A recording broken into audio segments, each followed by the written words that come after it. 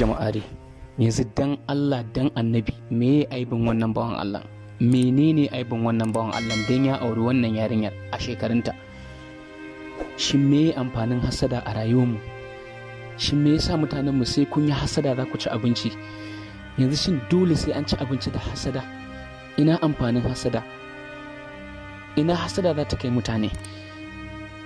Yanzu tsabar rashin mutunci wai an koma daga baya ana ta criticizing, ana ta munafunci, tsegumi, cece kuce iri-iri akan wai wannan yarinyar wai bazawara ce. Yanzu kai da ka ɗauka ka ce bazawara ce, kai postin wa duniya ta gani, alhalin shari ne, ba gaskiya ba ce ba. In ma da a ce gaskiya ce, a wani hadisi ko ƙur'ani ne aka baka dama ka faɗi shari? In har kai musulmi ne kuma musulmin kware wanda kake takama da cewa kai addinin manzon Allah sallallahu alaihi wasallam kake, to shi manzon Allah sallallahu alaihi wasallam a ina ne yace mu rika faɗin abin da ba alkhairi ba? Ni ban ga aibin wannan aure ba. Wannan bawan Allah duk da ya kasance baba a gare ta ko kuma kaka ma, amma ya ganta tana son shi yana son ta, sun yi aure. To me namu na batawa?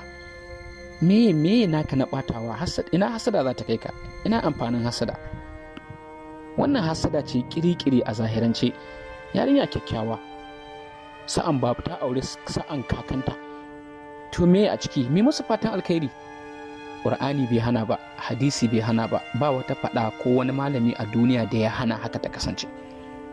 To me naka na bata makanka lokaci kana hasada akan abin da baka isa ka hana ba? Allah ya kadarta daga shi har ita suna cikin farin ciki, duka shekarar ta 14 ga ta nan.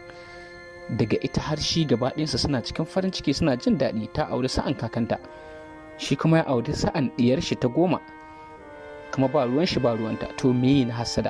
Ina hasadan za ta kai mu? Duk faɗan da aka fi ƙarfinka, to wallahi ka mai da shi wasa, shi ya fi daidai. In ma kana yi ne dan a je a maka views ko a maka like ko comment, wallahi ba abin da za a yi ma.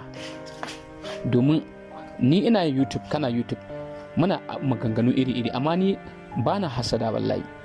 Wannan hasada ce, kuma mukan yi iya bakin kokarin mu dan mu faɗi gaskiya a YouTube. Ba ma YouTube ba, duk wani social terminals idan muka haɗu za mu yi magana ne akan abin da shafi gaskiya, ba wai akan abin da yake ƙarya ce ko sharri. Ina amfanin haka ga mutumin da ke son albarka a rayuwarsa? Ina shi ina yi ma wani hasada? Kullum na je social media na ga hoton wannan bawan Allah da yarinyar nan, ba abin da ke fitowa a bakina sai addu'a. Ina je musu daɗi, ina murna. Dan kai ka baka samu ba, wani yana da kuɗi ya samu, shi kenan sai ka zo kana masa hasada? To ina amfanin hasadan yake? Da haka wannan yarinya Allah ya miki albarka, Allah ya miki albarka.